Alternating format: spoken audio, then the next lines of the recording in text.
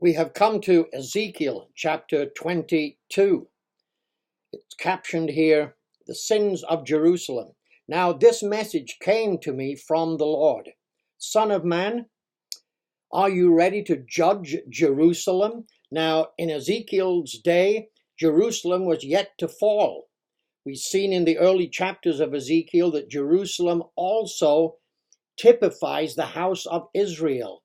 So what Jerusalem was like is in type what the house of Israel is like in the latter days. Ezekiel never got to the house of Israel that was taken captive 100 years before Ezekiel's time by the Assyrians. He never got to them. This message in Ezekiel was written down. It's for our day today at the end of this age and what the Lord is going to do to the people of Israel and to the people of Judah. The Jews comprised 3 tribes, Judah, Levi, Benjamin. The house of Israel comprised the other 10 tribes. They migrated through Europe. They became, in modern terms, and in these days today, they became the people of Sweden, Norway, Denmark, Finland, France, Belgium, Holland, the Anglo-Saxon people of the British Commonwealth and the United States of America. This message is going to you, believe it or not. When the time comes for this to be fulfilled, you will know that you were told that it was going to come upon you. And so he says, judge Jerusalem, judge the house of Israel. Denounce their terrible deeds in public. This is a public forum. The YouTube, it goes around the world, it's public. And give her this message from the Lord. O city of murderers, doomed and damned, city of idols. How are we murderers today? Well, we not only have it every day by gangs fighting each other and just by people going berserk and shooting or stabbing people in malls or theaters or wherever. We have all of that crazy stuff going on, especially in the United States. Just about every day there's a mass stabbing or killings. But we have it also with the abortion, that abortion on demand, that the law of the land allowing abortion, killing of the innocent and the weak and the helpless. So we are indeed nations of murderers. We are a city of idols, filthy and foul. You are guilty of both murder and idolatry. Idolatry, let me tell you, one of the biggest idols that we have in our Western world today, and that is gambling. Gambling on the lotto, gambling on the horses, gambling in the casinos, rolling the dice, just wanting to be by the luck of the dice, by the luck of how the balls fall, by the luck of the draw, wanting to be millionaires. Oh yes, people by the millions want to have millions of dollars. And so we have this frenzy of gambling in our Western world.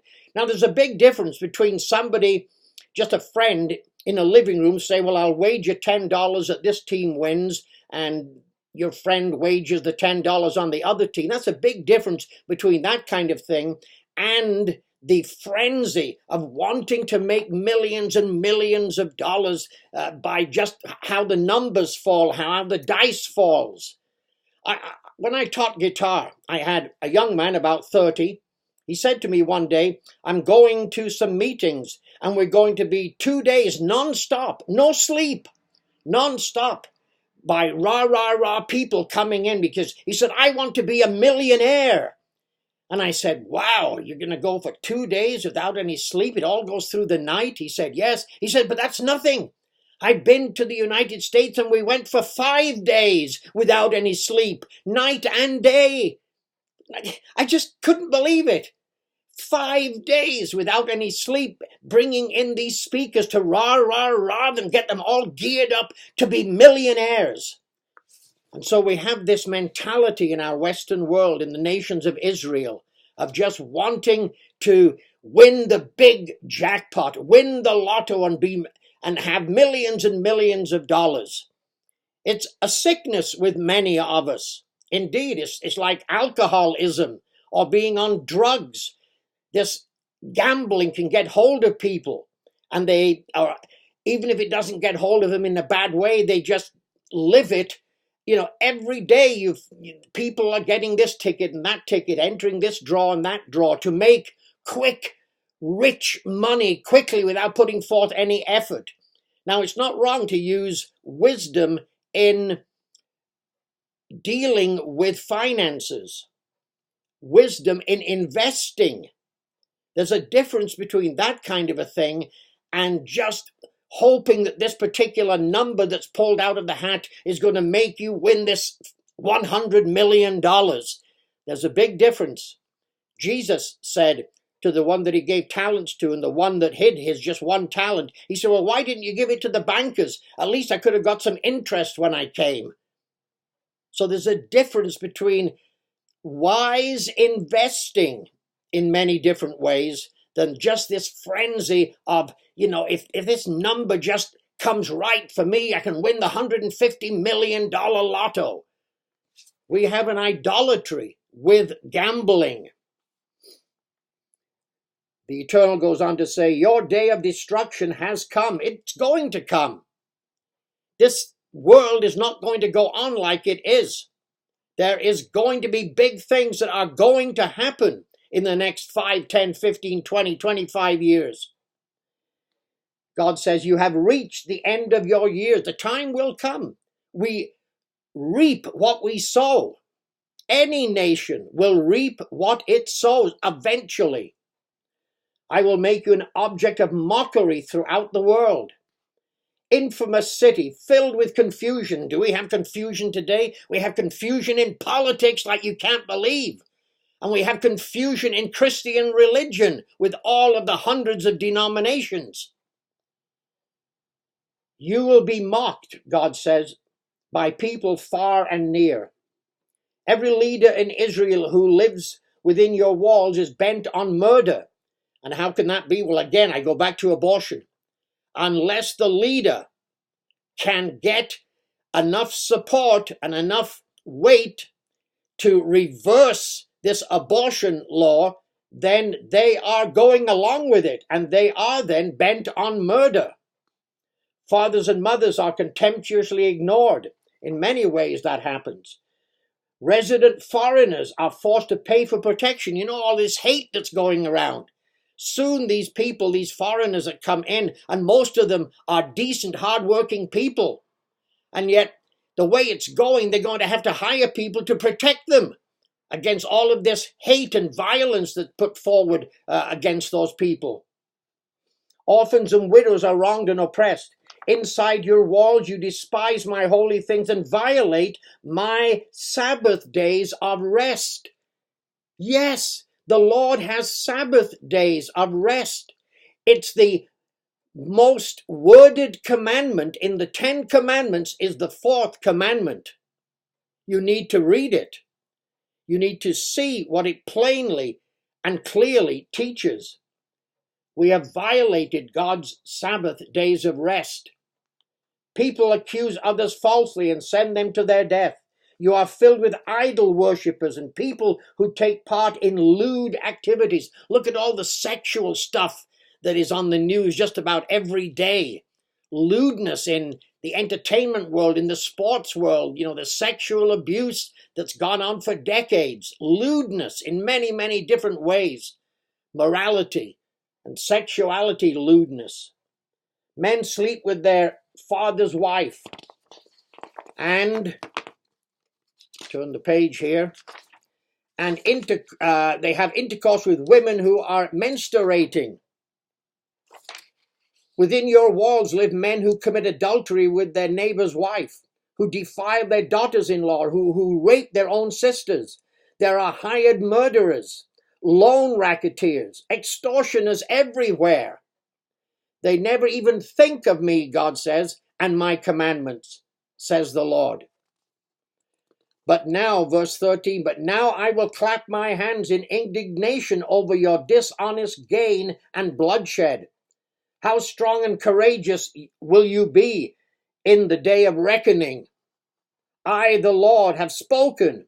I will do what I have said. It is going to come about. I will scatter you among the nations. I will. Ancient Israel and Judah were already scattered. This is a prophecy for the end time. I will scatter you among the nations and purge you of your wickedness. The Bible definition of the wicked, Psalm 119, verse 53. Verse 16, and when you have been dishonored among the nations, you will know that I am the Lord Lord's furnace. Then this message came to me from the Lord. Son of man, the people of Israel are worthless slag that remains after silver is smelted. They are the dross that is left over, a useless mixture of copper, tin, iron, and lead. So give them this message from the Lord. Because you are a worthless slag, I will bring you to my crucible in Jerusalem. Jerusalem is a type. What was going to happen in Jerusalem is a type of what's going to happen to the people and the house of Israel and Judah, by the way, and modern Jerusalem is going to happen. I will melt you down in fiery heat of my furnace, just as copper, tin, iron, and lead are melted down in a furnace. I will gather you together and blow the fire of my anger upon you, and I will melt you like silver in fierce heat. Then you will know that I have poured out my fury upon you. And when this happens, friends, you will know without any question that the Lord is stepping in to rock and roll this world and to bring this world and the people on it to their knees and to repentance. Verse 23, again a message came to me from the Lord. Son of man, give the people of Israel this message. In the day of my indignation, you will become like an uncleared wilderness, or a desert without rain. Your princes, your leaders, plot conspiracy just as lions stalk their prey. We have all of this going on in politics today. It's just like a monkey house in our politics in the Western world. They devour innocent people, seizing treasure and extorting wealth. They increase the number of widows in the land. There's people that we don't take care of like we should with all the wealth that we've got. Your priests have violated my laws and defiled my holy things. The religious leaders of you nations of Israel, you religious leaders, and the people, listen to what God says here. To them there is no difference between what is holy and what is not. And they do not teach my people the difference between what is clean and unclean. They disregard my Sabbath days, so that my holy name is greatly dishonored among them. What do we have today? We have people, leaders, Christian leaders who say that Colossians 2:16 does away with the Sabbath. And then we have the argument, Romans 14, that you can choose any day of the week that you like to keep as a holy day. Well, which is it, friends? They were both written by Paul. Does Paul contradict himself? In one chapter to one church, he's saying the Sabbath is done away with. Another one, he's saying you can pick whichever day you like and keep it as the Sabbath. Is Paul contradicting himself? No, he does not, because none of those things are true. Colossians 2:16 does not do away with the weekly Sabbath. And Paul in Romans 14 is not teaching that you can pick any day that you like. If he was teaching these two things, no wonder then that the atheists laugh at Christians and laugh at the Bible. Yes, we have disregarded God's Sabbath so that my name is greatly dishonored among them. Your leaders are like wolves who tear apart their victims. They actually destroy people's lives for profit. And your prophets announce false visions and speak false messages. They say, my message is from the eternal Lord, when the Lord has not spoken a single word to them, and you find them all over YouTube today, saying this and that is from the Lord, and it's not. God has not spoken to them. They repair cracked walls with white